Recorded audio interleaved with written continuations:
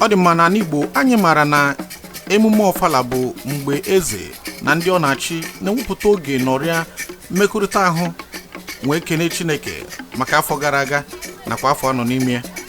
N'ụbọchị ọnwa Disemba gbara na mkpụrụ abalị 28 ka ndị obodo ama mkpụnatọ nọrọ ha na eze ha bụ His Royal Highness Engineer Dr. Eze Timothy Gbugu nọrọ wee mee mmemme Ofala nke izizi.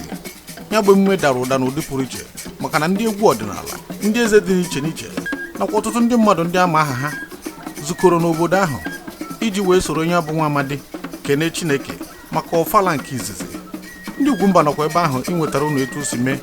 Ya mere nọrọ ọfụma ka egosi gị etu esi mee ya bụ mmemme n'obodo ama mkpụnatọ dị n'achị Oji River, Enugu steeti. Ka anyị nọrọ ya nụ.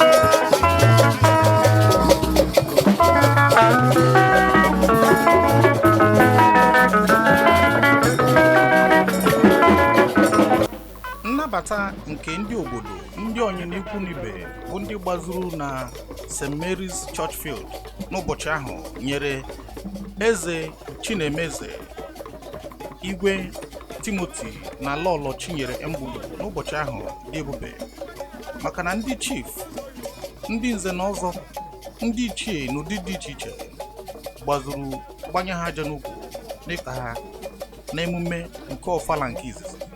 Mmalite akwa na ahịa ahụ mana echeghị m na nke ahịara ha ahụ.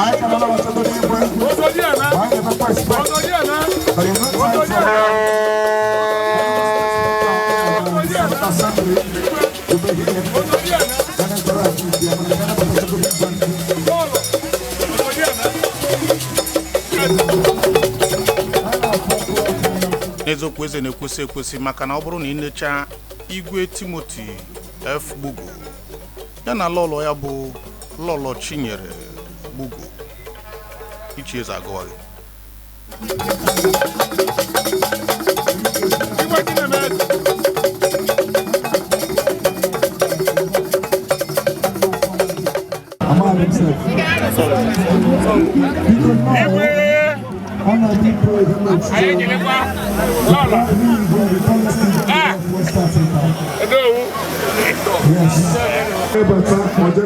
Unless we can take the stand, maybe as the MC from the king, from the camera king, we may be standing on the other side. Please we expected to sit down comfortably, but I think that we are. Big to Cambridge.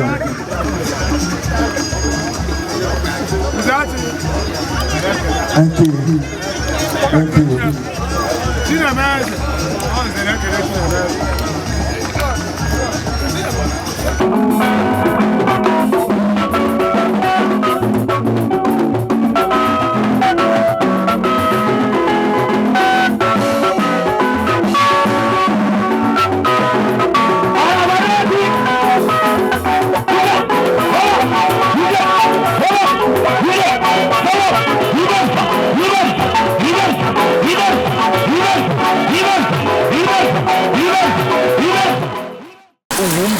Mwa bo Sofia nwezi bo nwokori na asị gị ife abụ Ugwumba. Ezi Chineke nke pụrụ ime ihe niile. Onye kere eluigwe n'ụwa na ihe niile dị n'ime ya. Eze kachasị eze niile. Anyị ekele gị ekele. Gị onye mere ka anyị gbakọọ n'obodo a n'ụbọchị tata. Ofala nke izizi nke His Royal Highness Igwe Engineer Timothy Gbugu na-agba Chinemeze. Papa anyị matara ri na tupu ụbọchị ero na gị bụ Chineke mara na ga-eme ihe dị otu a. Anyị wee na-ekelekwa gị ọbụna ndị mere ka eluigwe dere du. O nweghị ihe mgbochi ọbụla nke dịrị anyị n'ụbọchị tata. Nne nke pụrụ ime ihe niile. Ọ dịghị ihe ọbụla nke anyị nwere ike ime ma ọ bụrụ na gị bụ Chineke anọnyere anyị. Anyị na-ayọ gị gbadata n'ike na ebube. Ya were ọnọdụ n'ihe niile nke a ga-eme n'ụbọchị tata. Mee ka ọ gaa n'udo dịka ọchịchọ nsọ gị siri dị. Ndị niile si n'ebe tere aka abịa, ndị si n'ebe dị nso abịa, ndị si n'ebe dị iche iche abịa, Chukwu ọma ana m ayọ gị. Dị ndurute ha n'udo na ọṅụ na-enweghị nsogbu ọbụla. Ihe niile nke a na-eme n'ụbọchị tata ka anyị na-ara na-etinye n'aka nsọ gị. Bịa ka oge a dịka ọchịchọ nsọ gị siri dị, Chukwu ọma. Nna m nke pụrụ ime ihe niile. Anyị agba mba megide ka ha raba ajọ mmụọ, ka ha raba ajọ mmadụ, ike ọchịchịrị ọbụla, atụmatụ ọjọọ ọbụla nke ga-eme na ọnọdụ agaghị aga dịka o kwesịrị. Anyị na-eke ha bụ n'oge awa na tupu n'ọkụ abịa isi ebi n'aha Jizọs. Nna m nke pụrụ ime ihe niile gbadata n'ike na ebube. Bịa were ọnọdụ. Ọbụna onye nke gị bụ Chineke wepụtara n'obodo amabụ na-atọ. N'ihi na anyị matara na gị bụ Chineke na-eme eze dịka imewori ya eze. Ezi ebumnobi niile nke o ji agba Ofala. Anyị ekpuchi onwe anyị n'ọbara Jizọs. Ọbara Jesus Christ. Ekpuchi ọgbakọ n'ọbara Jizọs Christ. Ọbara Jesus. In Jesus' mighty name we pray. Amen. Hallelujah. Amen. Got to go down. Nekora. Igwe anyị na onwe ya basketball. Bishop. Go. Anyway, God will not give you everything. Eziokwu ka kwuru ndị ụkọchukwu na ndị nke Chineke nọ ebe ahụ kwesịrị ekpere do ebe niile nsọ. Ofala wee malite mana tupu ha na ha ga-enye ya awọdụ iji gosi na ọ bụ Chineke onye eze. Ọ bụrụ na ị chọọ iji onye agbata obi. We present you this award in the name of the Father and of the Son and of the Holy Spirit. Igwe. Very much. Bishops and own Archbishop. The people may not know where each Archbishop is from our place. From Gbugu. Say thank you. This award will definitely inspire us to do more. We will pray that God will support us.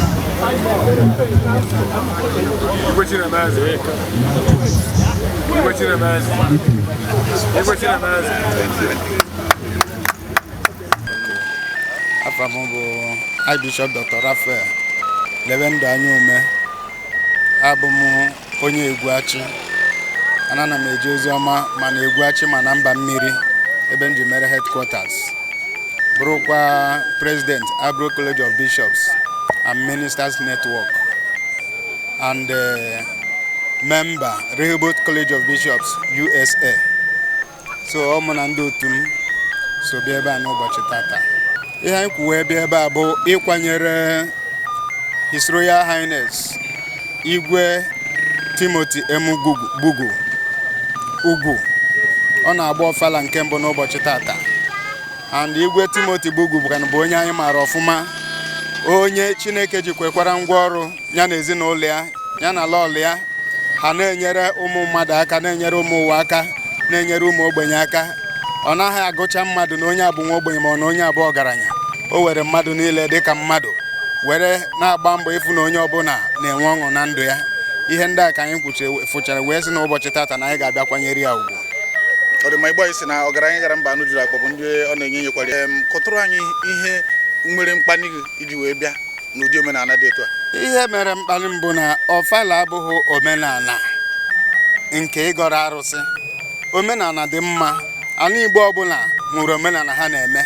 So Ofala simple means ichete ụbọchị ichiri eze ma ọ bụ inwe ọṅụ, ịkpọkọ ụwa niile ha bịa rie ṅụọ kelee Chineke onye kere eluigwe n'ụwa na ihe niile dị n'ime ya n'oche eze nke o bunyere ya. Ọ ihe bụ otu a bụ ịgba Ofala. Igwe Timothy Gbugu abụghị onye na-ekpere arụsị. Biko anyị na-asị unu nnọọ. Biko n'oge ama nnọọ. Ọ dịlụ ka mmalụ ihe ka m na-ekwuru. Thank you very much making his way to the stool of Igwe Amanato, to the tallest speaker in the whole of Nigeria, Ozebe, His Right Honorable Edward Obochi. I am sitting on Amanato. Thank you very much for coming. Let me say again, if you don't have business going on, please respect yourself, kindly move away from them. Sit down like a king or queen of that. Unless you be paid to stand, please don't stand. Don't sit and as well stand.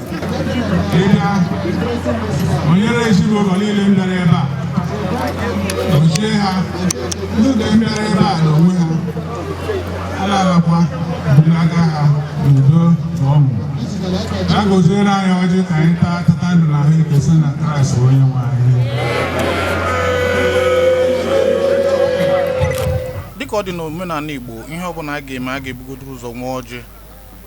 Dịka mụ onwe m kwenyere na ọjị bụ oriri nsọ ndị Igbo, maka na ọ bụrụ na Jizọs bịara n'ụwa dịka onye Igbo, ihe a ga-eji gba oriri nsọ bụ ọjị. Ma ya dịba Ofala eze Gbugu.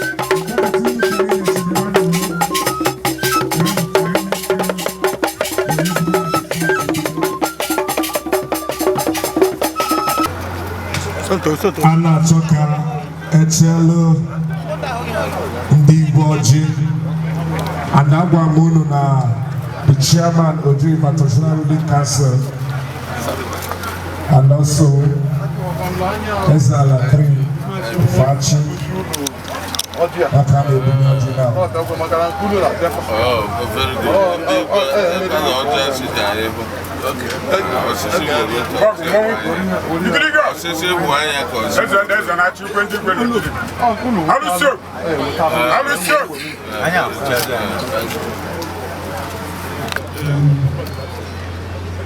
no Igwe Council.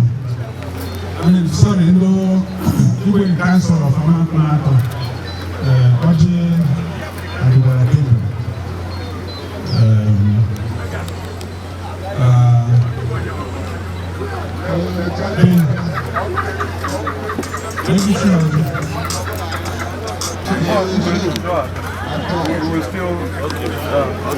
We'll still do that.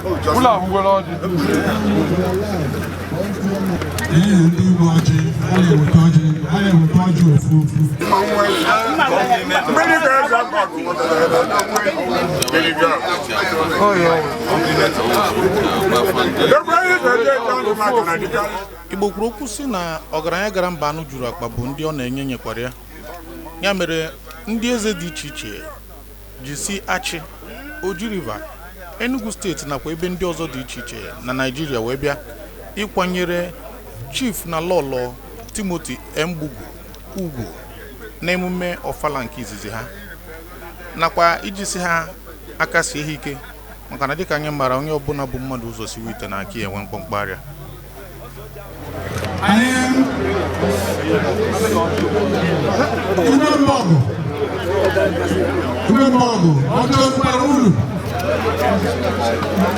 Okay, thank you.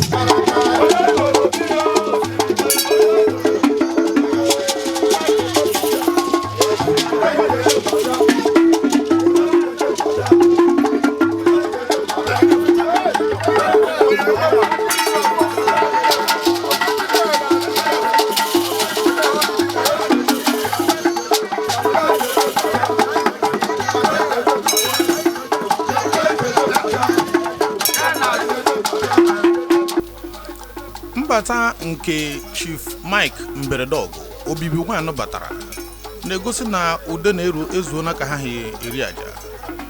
Ya bụ na oruone ka ọ na-eru ọnọdụ ezuona oke ndị igwe ezuona ndị Lolo soro ha. Ya mere na Igwe Mike F Gbugu na Lolo ya esonye n'ihe ha na-eme ka anyị na-agakwanụ n'ihu. Thank you. Kind of from another angle. Thank you.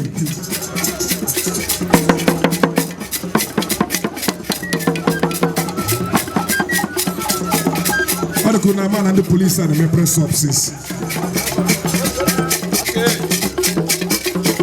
Ndị ọzọ batala kịta bụ Bokete Here about our style. I watch Yanka. Afunaya Emegodia own. It is the turn of another. I now for the divisional police officer in charge of Oju River local government divisional police. Ndị egwu dị iche iche bịara ya bụ mmemme ma ndị na-akụ egwu band ma ndị egwu ọdịnala.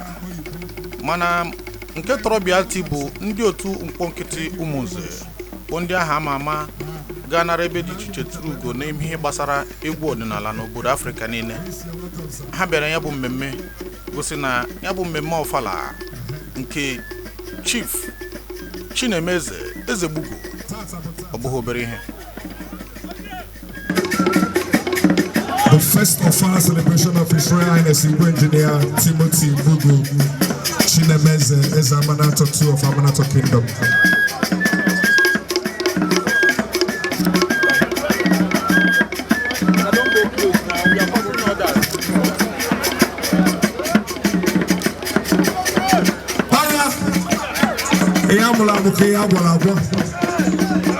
Don't try this at home. Yes, sir.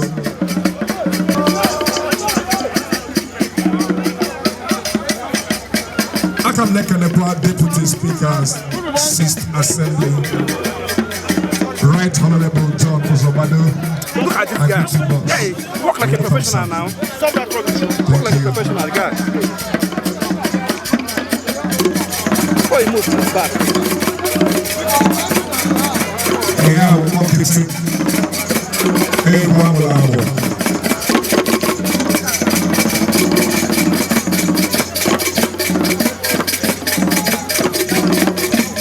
Merry Christmas, Nebukana,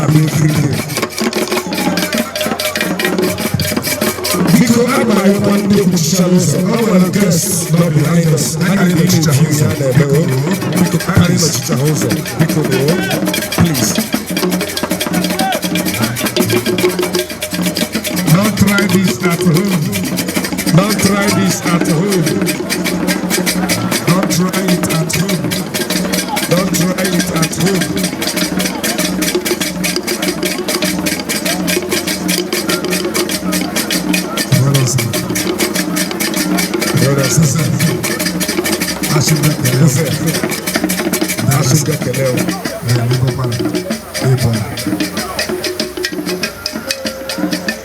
Only when I can call on the account now. You go and give ball go on the lounge.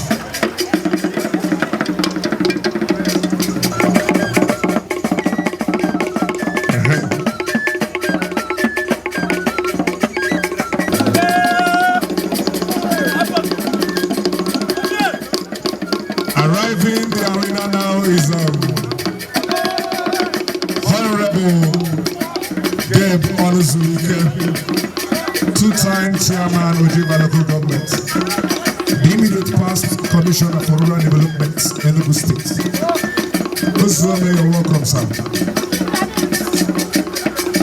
Thank you very kindly for coming.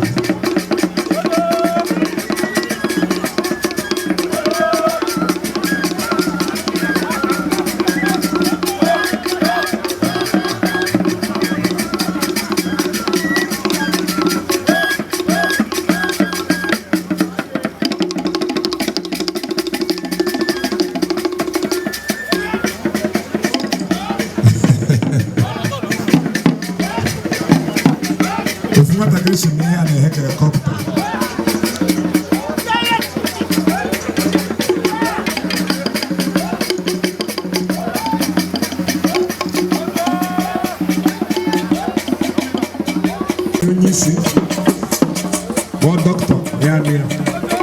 My doctor, we can work for doctors.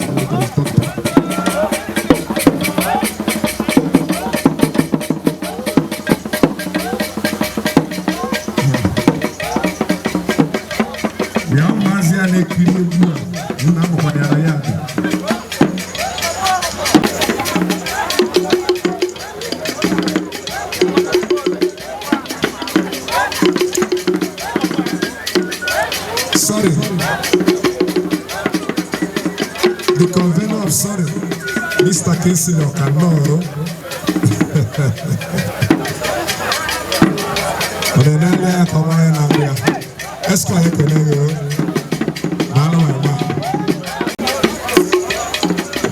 like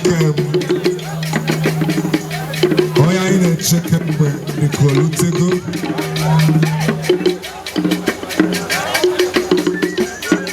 Arriving the arena, ladies and gentlemen, is another powerful traditional ruler of our time. One man who has a very broad shoulder to shoulder the custom and tradition of Mbogo Kingdom.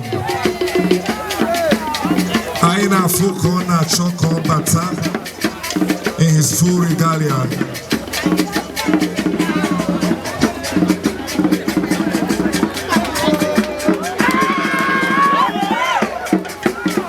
Because you're not calling on the Akao, you're doing wonderfully well.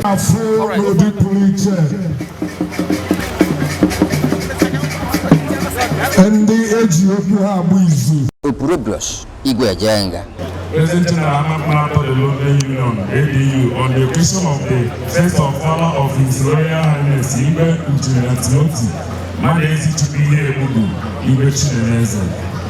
As Amanato 2 of Amakwanato Kingdom, Autonomous Community, Archie in Nigeria and local government area of Enugu State. This day, 28 December 2019. His Excellency, the Governor of Enugu State, His Excellency, ladies and gentlemen, it is my pleasure to welcome all of you present and those still on their way to witness this first Ofala festival of our traditional ruler, His Royal Highness Igwe Engineer Timothy Gbugu, as Amanato 2 of Amakwanato Kingdom. Installation of our Prime Minister, Ikenga, and the conferment of chieftaincy title of some of our deserving citizens and the friends of the community.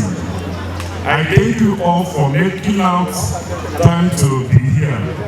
Glory be to God who made it possible for each and every one of us to be here present.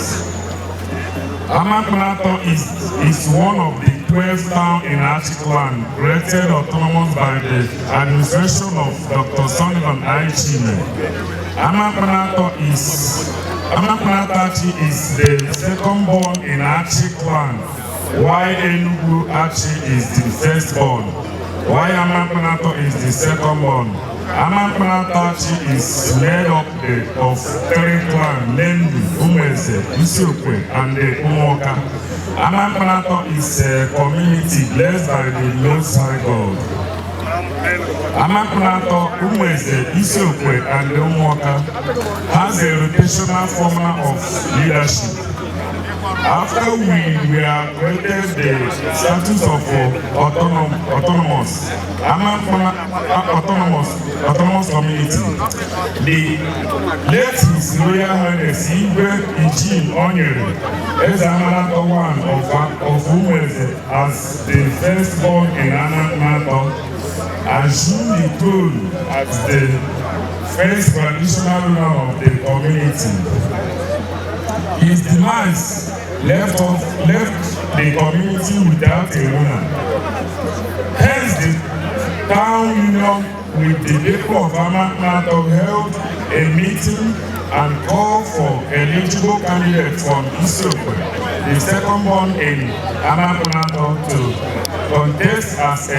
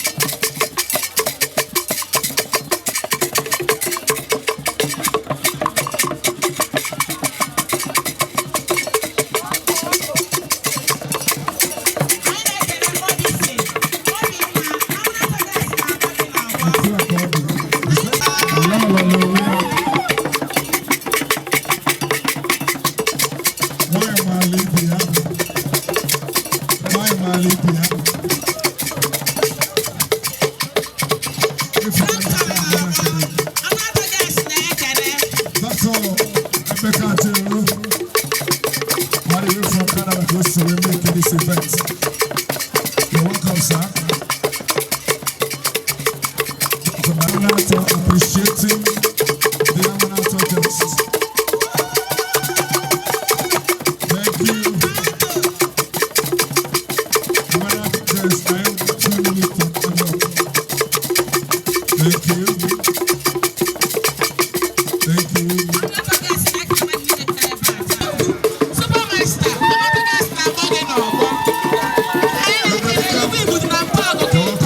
Igwe, I'm not a guest.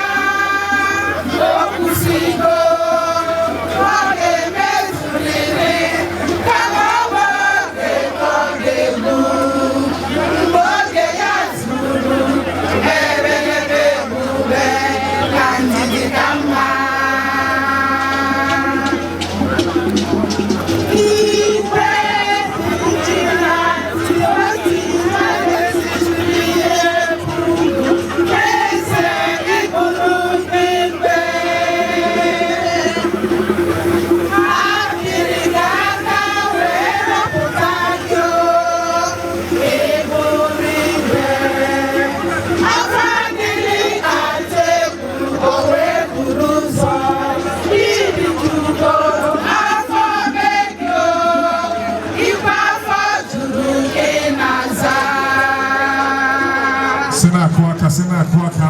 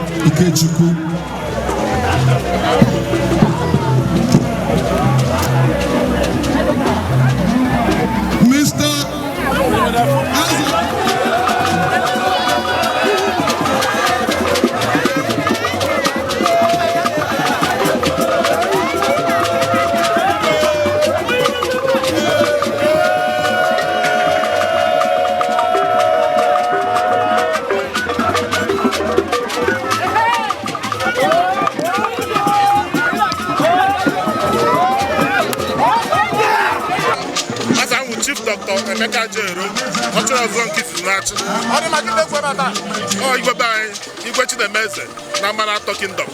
Ọ na-eme Ofala tata. Ọ dị ma onye lere anya na otiga iso na ndị kachara iwu ahụ na mmemme anyị mere ụbọchị tata. Gịnị butere ya? Obi dị m aṅụrị maka na Igwe anyị niile so wee chie. Wetago Igwe ọra ahụ wepụtara ka ọ ga-achị anyị n'udo. Ekpere na ekpere ya ka Chukwu nye ogologo ndụ na ahụ ike. Ka ọ chịa anyị chịta anyị were amamihe Chukwu nyere ya wee weta udo na amankụ atọ. Ọ dị ma tupu ya hapụ kedu okwu ịmụ Igbo ndị obodo hụrụ ebe ya bụ Igwe nọ tupu ahọpụta ya? Igwe ezigbo mmadụ ka ọ bụ. Ọ gụrụ akwụkwọ mana ihe anyị na-enwe nchekwa na ọ gaa n'ebe ndị Igwe na-anọ ọ ga-wedatara anyị ihe ruoro anyị n'aha Jizọs. Kamgbe ebidoro ọkwa ihe unu tụrụ anya ka a na-ahụ? Ihe na-aga nke ọfụma. Thank you very much.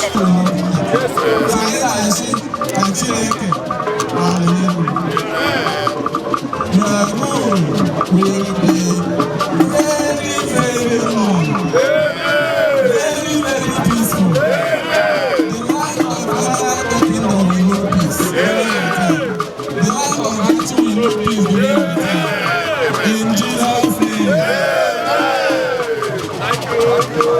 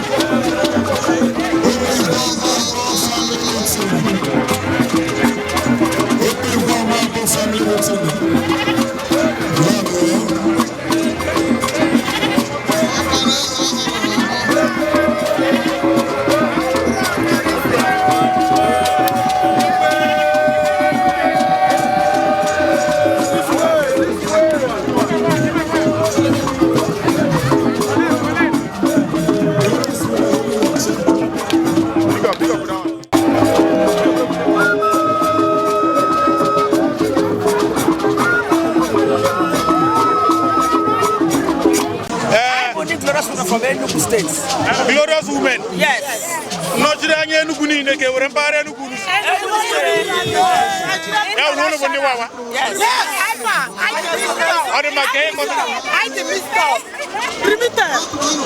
Limited na mixed up. Okay. Yeah. Manaya kera fambo haiko. Glorious women. Okuguru. Ama obodo ni na buru na kwaya. Adima keri eguru bia bata. Igwe the babu. Emume His Royal Highness Engineer and Lady Barrister Gbugu. Neme Ofala. Imana enwani gure gusi no ndile onye na nya ka ina nya. Kedi ejukọtaru no ha. Very very good. Anenye. Onye nya ni anye. Oye happy. Yes. Lolo bo onye otu unu ka ọ bụ na ihe na matu. Na ya kunu ti.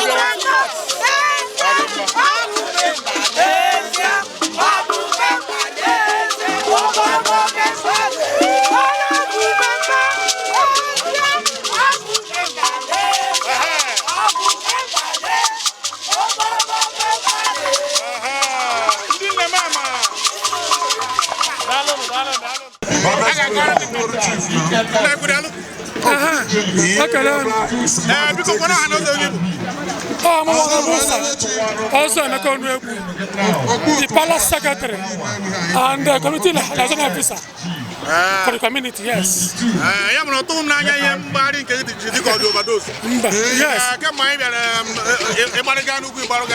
Yes, some of the secretary of the party committee.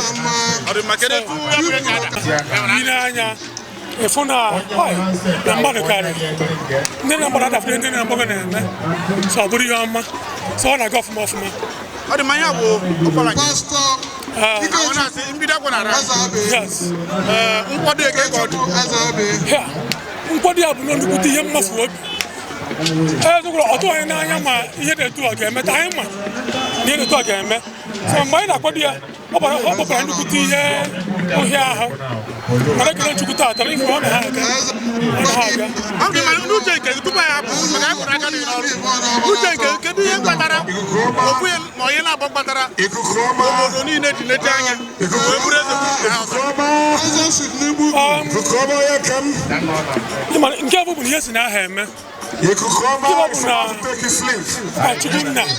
Chukwunna na-eme eze ada azọ onye bụrụ onye achị ma onye bụ injinia ife ekwu okwu ihe igwe ọdụ bụ anyị yabara ya mgbe igwe nke ihe eme onyelụ bụ igwe nke izinwu ka nọ ndụ ọ bụ ndị be anyị agụụ maka na ọ gatago ahụ anyị na-akwado ndị onye a ga-abụ igwe ọzọ aka ma ọ bụrụ na-achọ nke ịza Chukwu na-emekwa n'ihe mgbe e mechara ojebe na be ndị nna anyị ha si na ọgbakọ si na igwe Timoti tuto ka o si eme omume ya ọ bụ mmadụ ọha ọ na-enwe mkpacha so ihe na-ebichikọta n'ọnụ wee gụọ onye ọbụla agụ isi ọ ga-abịa igwe anyị eziokwu na ihe ọbụla na-abịa imere obodo ma imere mmadụ ọ na-achakwa n'izi ọ na-abịa on a platter of gold so na mgbe a na-ekwu ihe igwe a iji gosi na ọ masị ndị obodo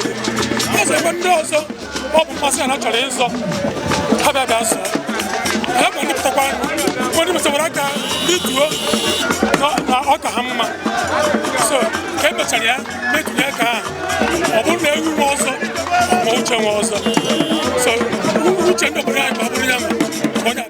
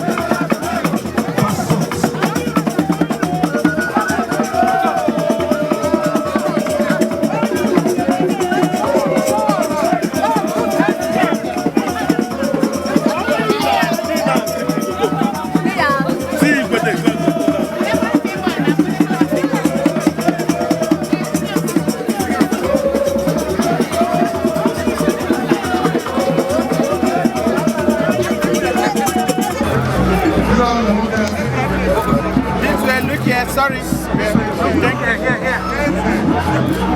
Yeah, now. Yeah. Thank you. Mr. Wakala Rufus. Mr. Wakala Rufus.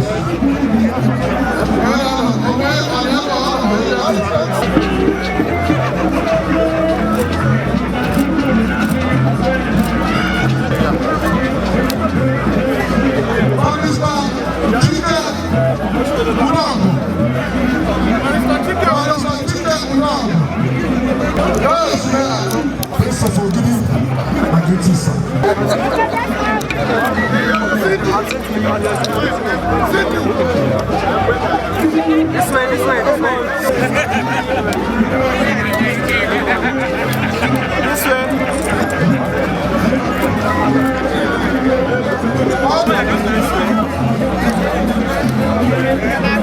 Okay. This way, face the camera. This way. Thank you.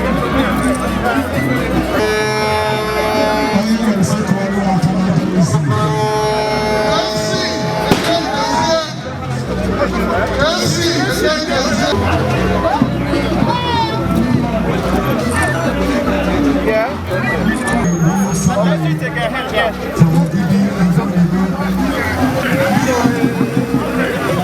Okay. What to do here? Just take it.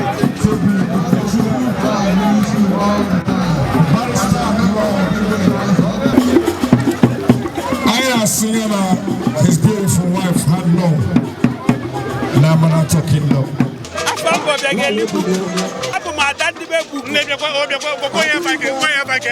Abu Mrs. IGBOWOOD. Yes. Abu Moya Mamponata, Banana, Abu Madame de Gbugu. Okay, what do I do? But I'm going to see a legend on the way to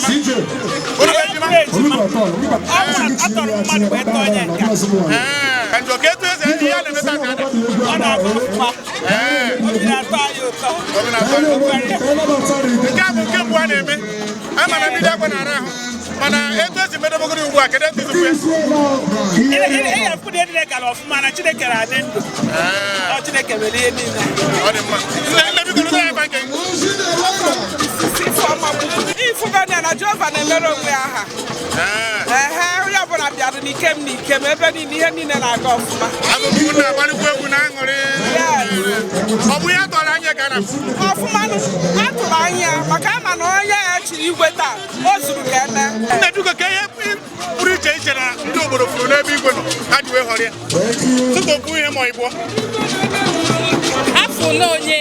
onye eziokwu aka zuru ya ime ihe ọbụla Chineke nọ nyekwuori ya maka onye ọbụla bube Chukwu ụzọ ihe niile ọ na-eme ọ na-ebube Chukwu ụzọ ị na-ekwu anyị ife na afọ ya bụ Chinemeze ọ bụrụ onye ngala ọ bụrụ onye mpako ihe niile gbasara ya bụ ka ọ ga-esi wee dịrị obodo anyị mma onye bụ ya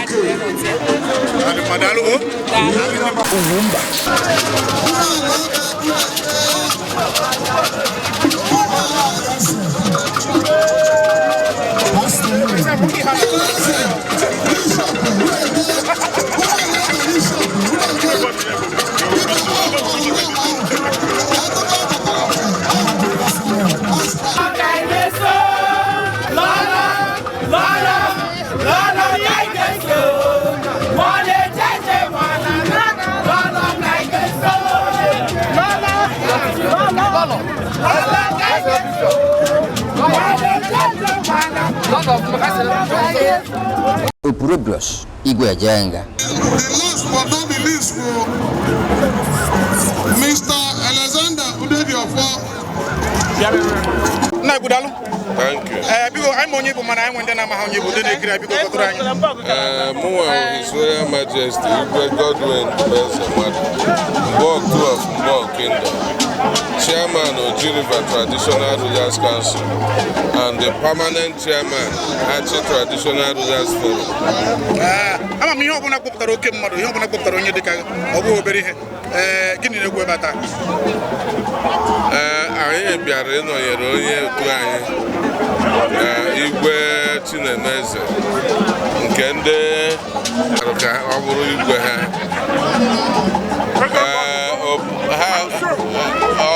dutere anyị ebe a taa. Anyị bịara ịnọnyere onye Igwe anyị na taa ka ọ na-eme coronation. Igwe Timothy ọ na-eme coronation ya tata. So anyị bịara ịnọnyere ya. Ọ dị mma ndị baịsị na ọgaranya gara mba anụ juru akpagbu ndị ọ na-enyenyere ya. Ya bụrụ ihe na-amasị unu na-anabata ya dịka otu onye n'ime nke ha na-atụ anya n'aka ya. Na-ehụgwọ ka ndị mmadụ nsi du ya gụsiri n'obodo họpụtara obodo meri eze and onye ọbụla obodo m mere eze ma anụ Chineke meri eze. Eze bụ anointed. Ihe na-atụ anya n'aka ya marụ n'obodo ya nwa obodo maka obodo nwe eze nwere obodo ya ji aka kpọpụta ndụ ga-enyere ya aka wee lekọta obodo ọ na-asị a na-edebe anya ha kwuja okwufute ọnya ụlọ eze ekwugbo ndụ ga-enye ya ezigbo advice, ndụ ga-enye ya ezigbo ndụmọdụ ga-eme na okwuja okwu obodo niile asị na eze gbara okwu mma mana ọ bụghọla eze ekwufute mana o nwee bad advisors ndị ajọ ndụmọdụ okwuja obodo a na-ewesi iwe ọ bụrụ eze amaghachi. So na ihe mmachi obodo bụ ndị mgbara eze okirikiri advisors ya họpụta ezigbo ndị ya na ị ga-arụ ọrụ advice.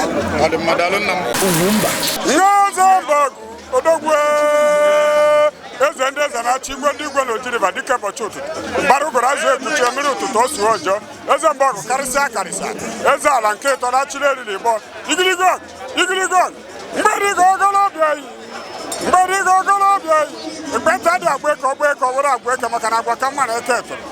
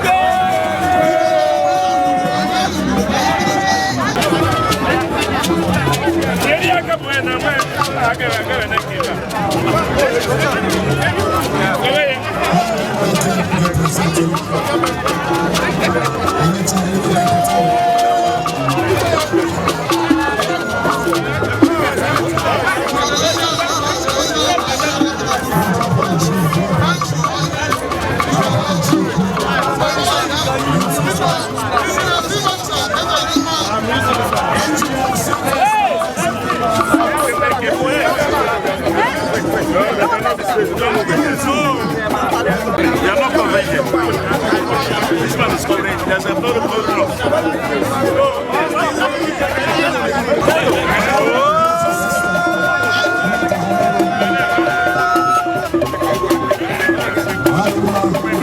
Thank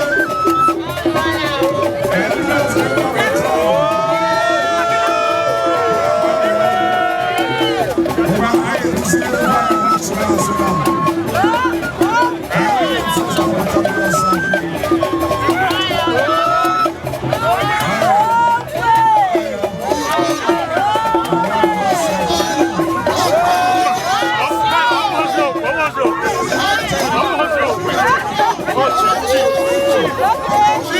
Rotary Club of New Haven.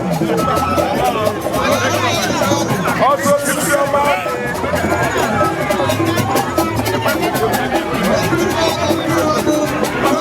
The only club in heaven.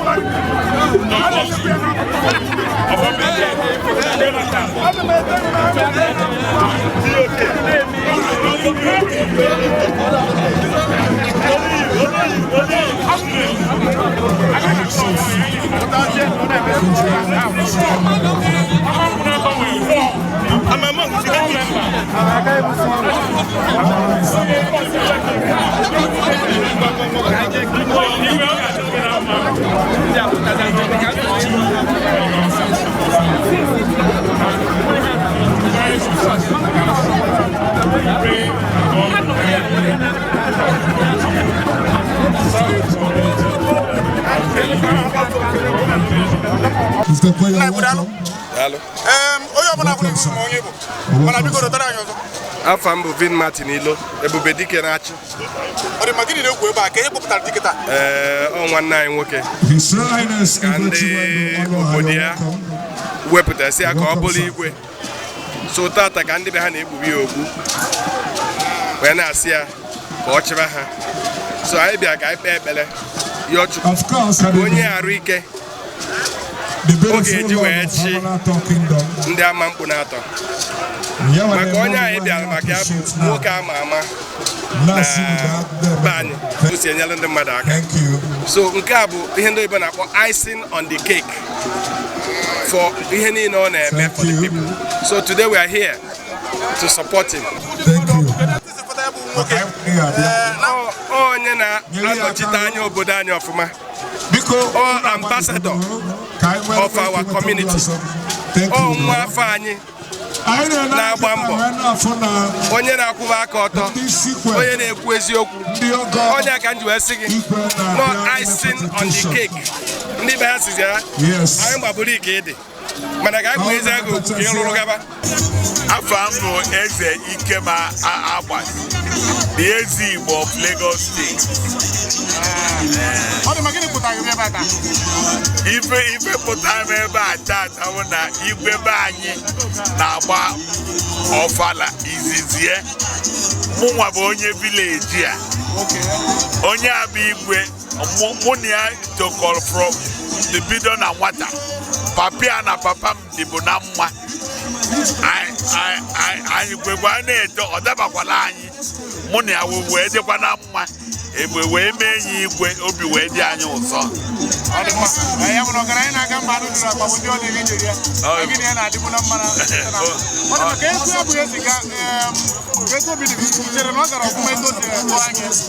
Ife gara ọfụma etu anyị si tụọ anya ọlụrụ oyibo ọtụtụ mgbe ine anya ebe a bụ na ọ bụrụ ọzọ ndị be anyị bịara ebe a ọtụtụ ndị oyi ya si ebe dị iche iche ma ndị si ala bekee ụfancha bịara ebe a taa wetakwana anyị gift nye anyị nkwado.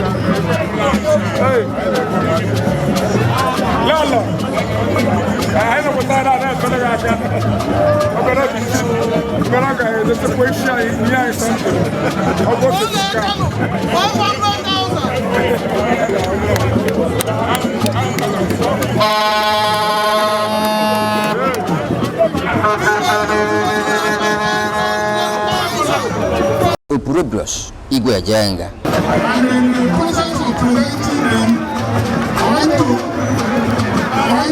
confer chieftaincy title on some of them. Okay.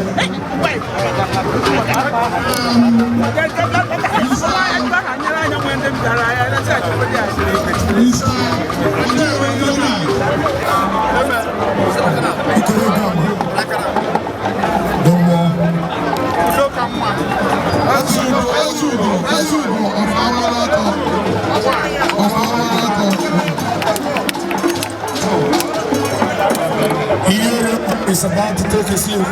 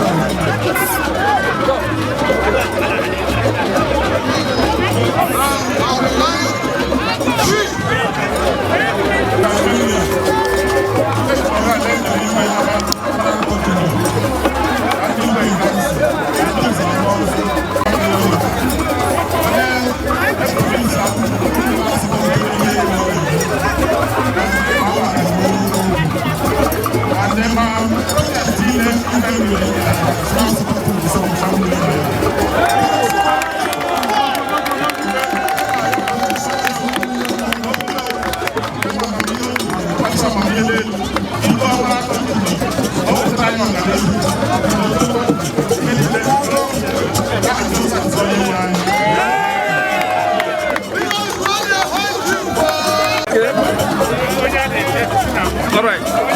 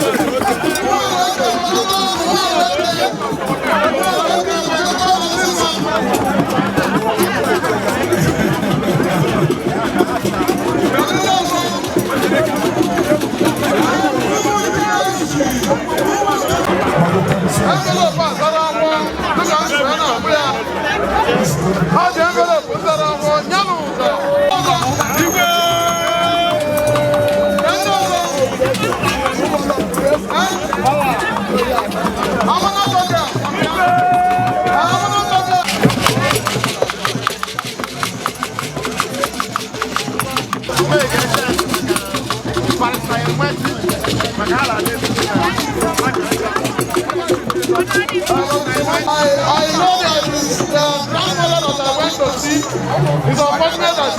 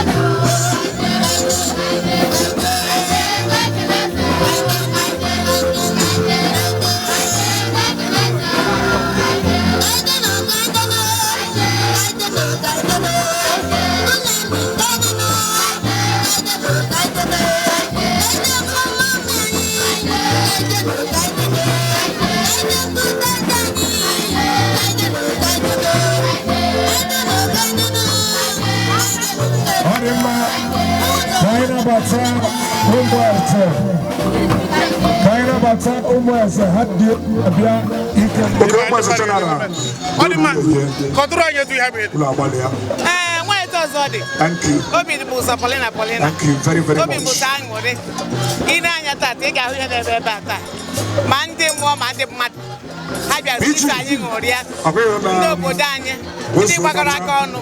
We make a team Igwe is a manato. The queen is a manato. Almost in a hundred and Quado. I went a Kenechineke, no starter. When they say the other Dimma. Come on, I want to come on area. I have to run a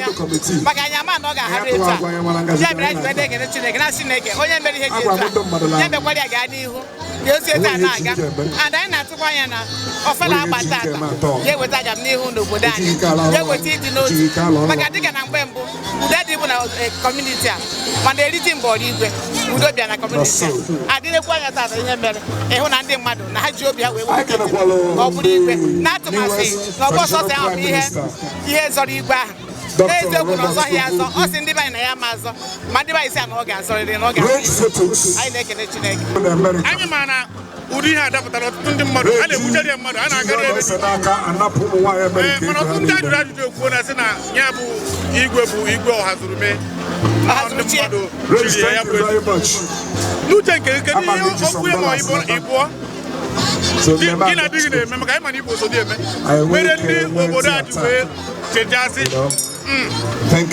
Uruwa ga-achị ha.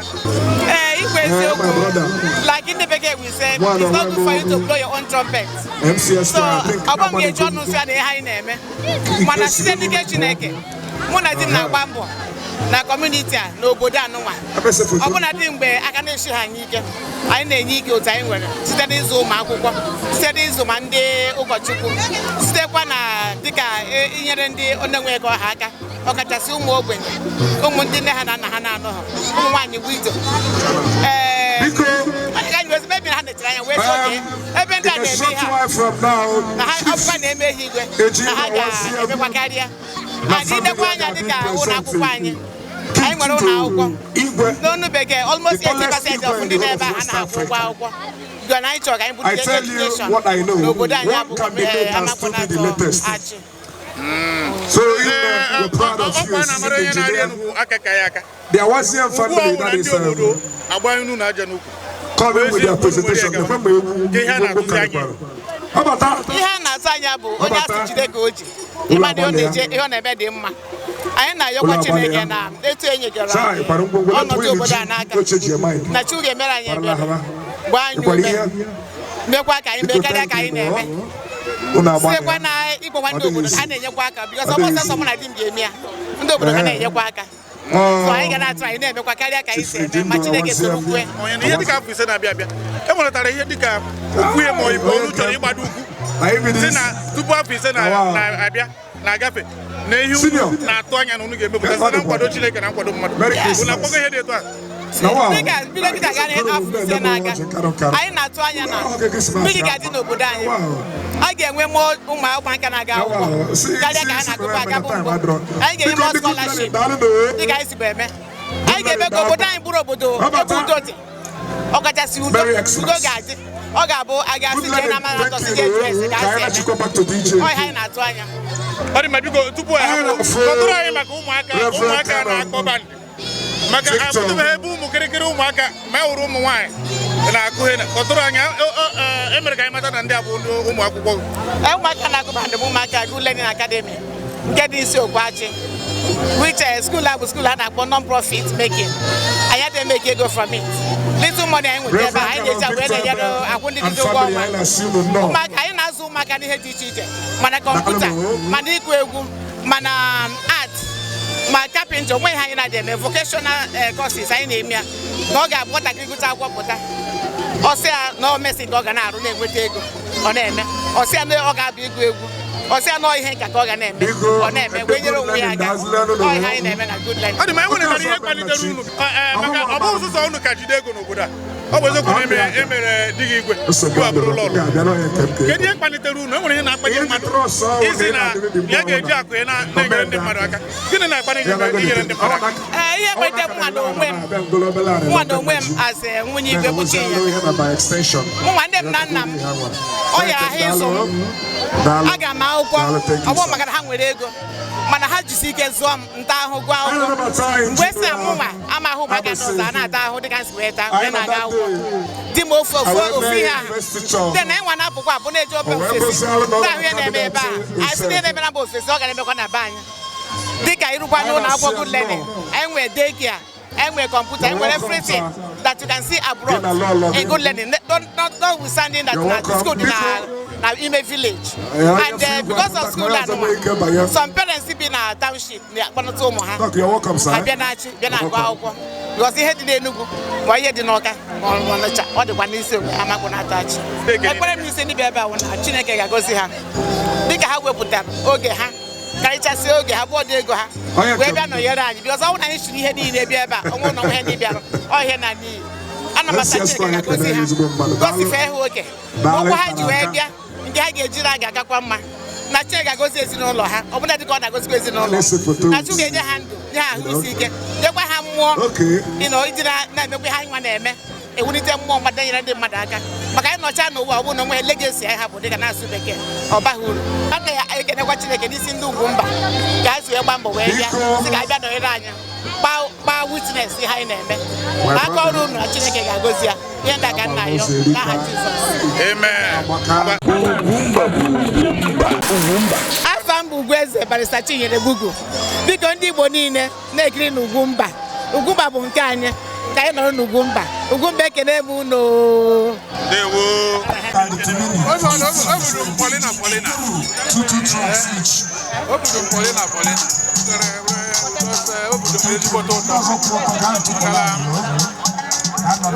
Ile garula ludo at least up now and they hola mado baroba aka ajandola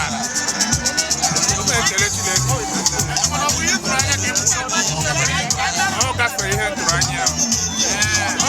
turanya o we gbe je to anya na mado ga ri like this pale pele o na mane we ni na ju ko ka ya ju ro ni apa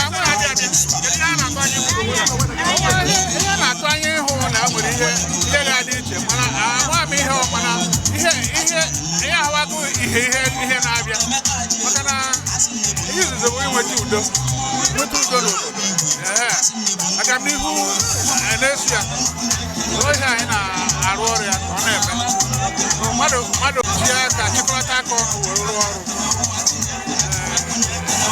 ha gaa n'ihu igwe anyị ga-ahapụ mana biko kedu ndị ị na-achị ndị mere ihe eze n'ụbọchị tata ụbọchị Chineke onye na-eketa ala ndị niile bịara ebe a so anyị mee ihe kwadoro ihe especially ndị kwadoro ya na ndị ezinụlọ na ndị igwe kansụl nhụrụ na-emere ihe mma ekele ha na-arịọkwa ka Chineke kwụghachi ha mmaji kwuru mmaji ndị niile obodo niile maka ọha gbakọtara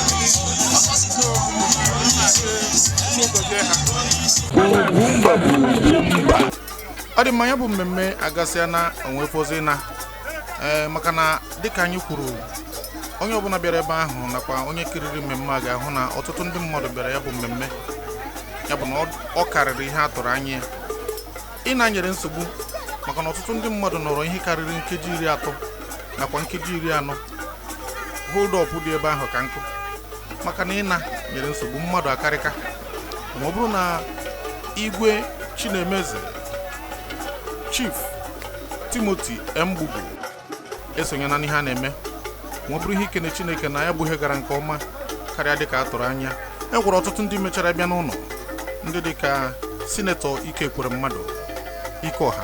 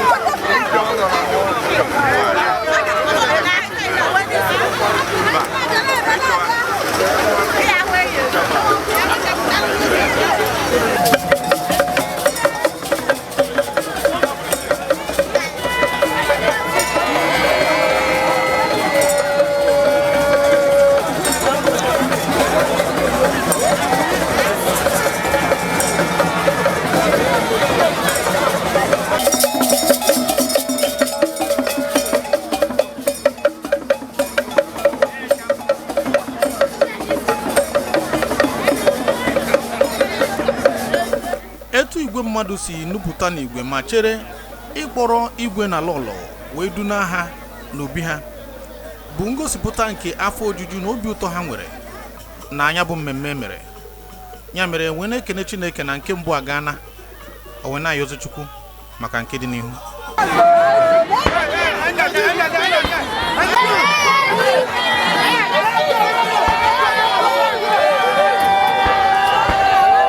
Mụnwa bụ Ọsọfịa nwa Ezigbo Nwokori na-asị gị ife a bụ Ugwumba. Kwanyere mba anyị ugwu, kwanyere Igbo ugwu.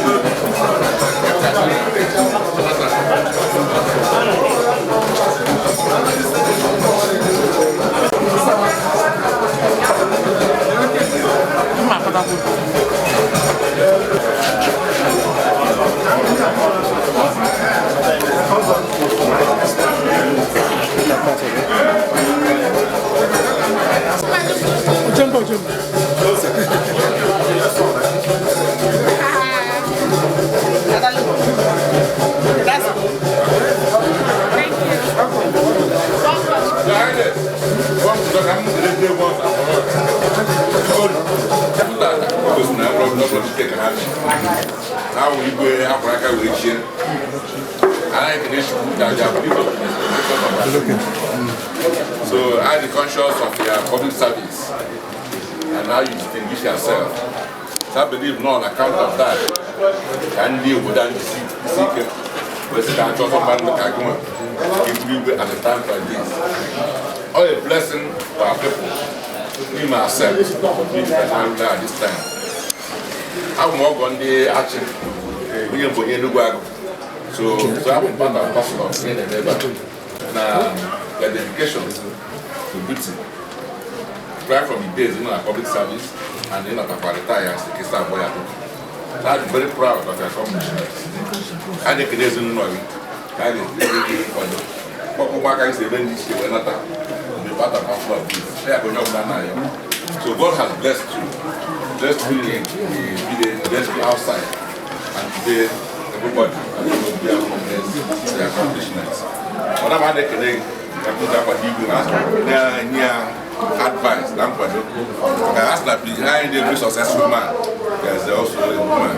So I think one time I will be born in public service and it is not that I am not neglected to make sure not succeed in this particular task. So I had a young people who are dragging Malagani. Say, I didn't do good. Say, where above here, you may be able to more. And I'm sure you this evening that we're going to partner with you to make sure that whatever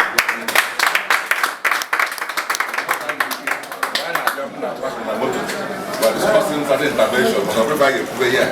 But we are with this community. We are very happy. Honor of this day to mark. I want to apologize to me again at their late. I said to them, one of our colleagues, I said,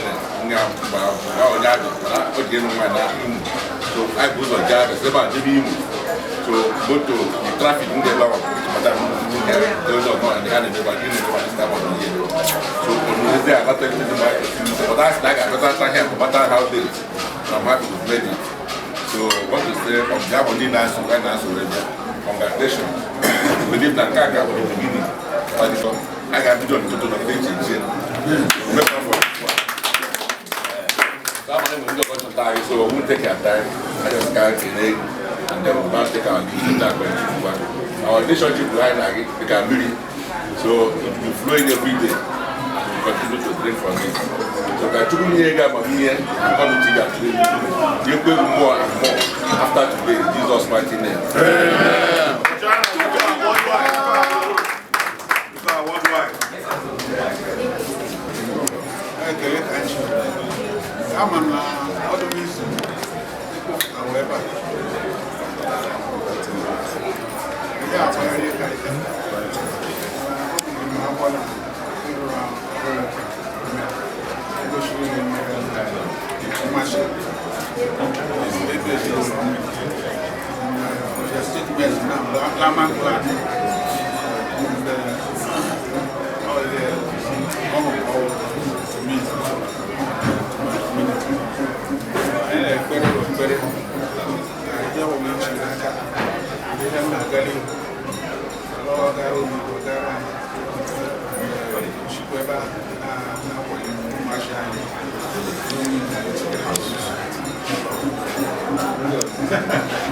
Foundation, impact,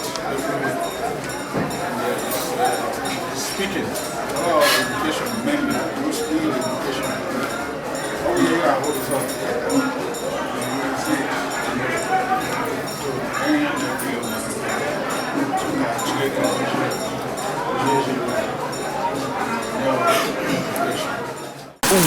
So ihe ga-emenwuru ha bụ ịkwụnye ha nkwado na ime ifu na ihe ọbụla kwesịrị irute ha na-erute ha onwe ha na-eme kwesịrị ime nọ n'etiti ya so wee sị na mgbe ọbụla ji na-abụrụ ndị ebe nne m ga-eje ga-abụtenata n'obodo a ka bịa soro ha wee ṅụrịa ihe Chukwu mere anyị wee na-enyere Igwe aka enye ya akọ na uche si ọgwọ bụ Igwe wee ruo tata so ọ ikere Chukwu na Chukwu dewere ya ndụ nye akọ na uche o ji achị obodo a asị ka anyị bịa soro bụrụ na ọ n'etiti ya enwe ebe a dịgasị asị na ga-abịarata ebe a maka na ọ dị mkpa bụ ihe na-eme ebe a tata a na-ayọ ayọ ka ayọ Chukwu onye kwuo ya akọ na uche na amamihe ọ ga-eji na-achịkwa obodo a dịka o si wee nye ya mgbe ọ na-arụ ọrụ oyibo. Anyị ji ohere a na-ekene Chineke maka etu ya bụ mmemme si wee gaa n'ihu wee na-ekenekwa gị maka na ọ bụrụ na ekene onye nyụrụ ahụ si kenekwa ndị nụrụ isi ya.